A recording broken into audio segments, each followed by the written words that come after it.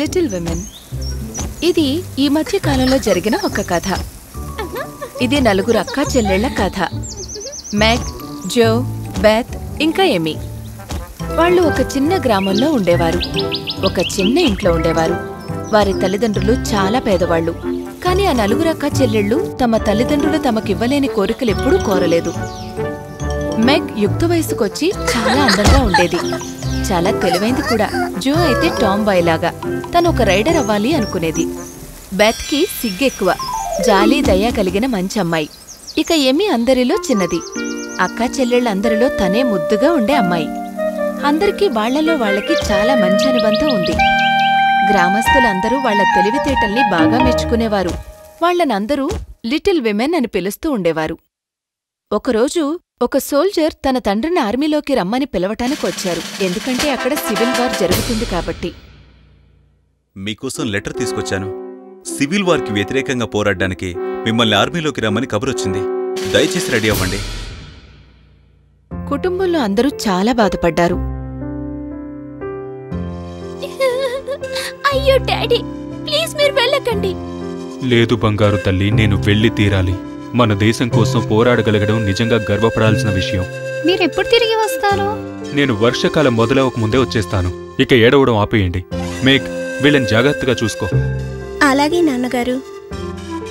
అలా చెప్పి వాళ్ల తండ్రి సోల్జర్తో పాటు వెళ్లిపోయాడు. అతను వారికి వెళ్లిన కొన్ని రోజుల తర్వాత కుటుంబంలో వాళ్లకి ఇబ్బందులు మొదలయ్యాయి.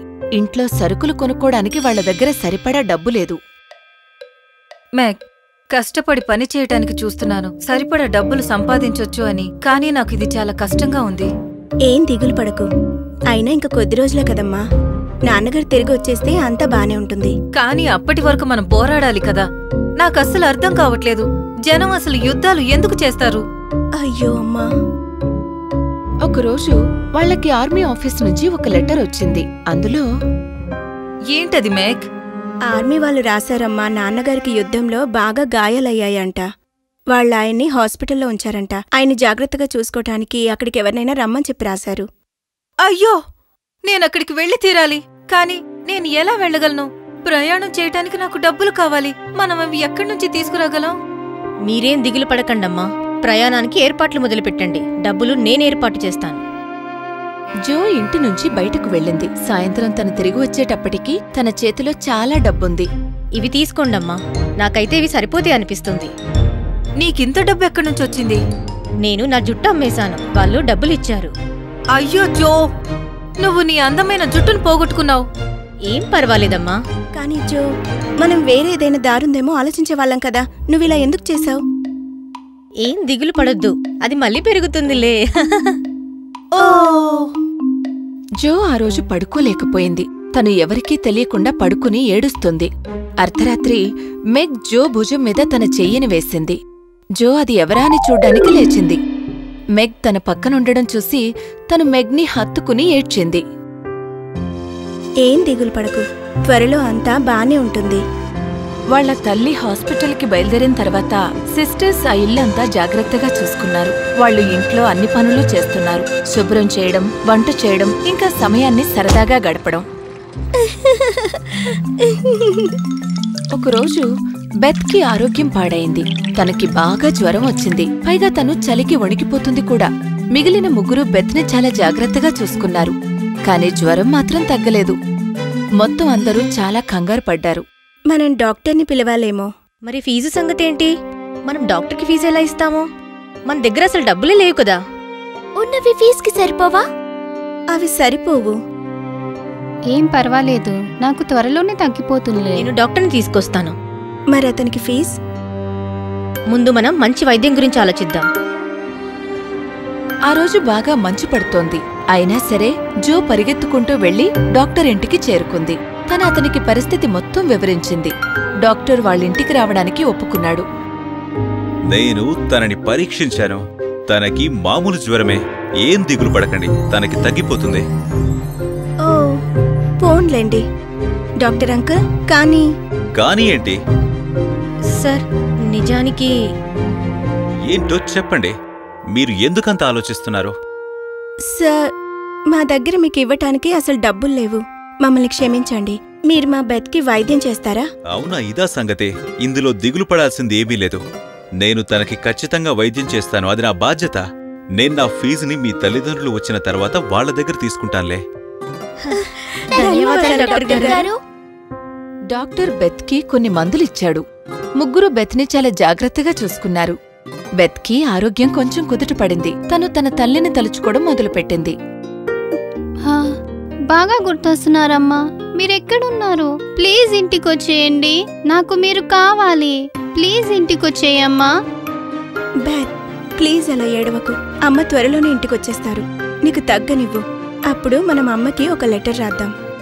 అవును అవును, అమ్మ త్వరగానే ఇంటికొచ్చేస్తారు.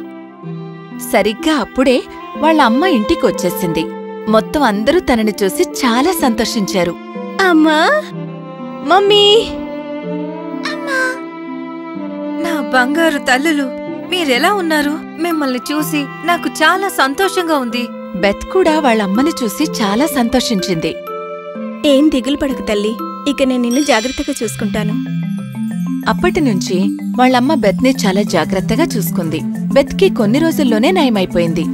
చలికాలం రాగానే మెగ్కి తన కుటుంబం గురించి చాలా దిగులుగా అనిపించింది.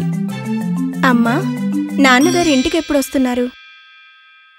ఆయనకి చాలా పెద్ద గాయమైంది. ఆయనకిప్పుడు ఒక కాలు కూడా విరిగిపోయింది. ఆయన ఇప్పుడు ప్రమాదం నుంచి బయటపడ్డారు. పైగా ఆయన ఏ క్షణంలోనైనా ఇక్కడికి రావచ్చు. మాకాయన బాగా గుర్తుకొస్తున్నారు. నాకు తెలుసు తల్లి, మనలాగా ఎవ్వరికీ జీవితంలో ఇలాంటి కష్టాలు రాకూడదు. అలా అనొద్దమ్మా. ఈ కష్టాలే మనకి ఉత్తమ గురువు. అవి మనకి పాఠాలు నేర్పిస్తాయి, జీవితంలో ఎలా విజయం సాధించాలని.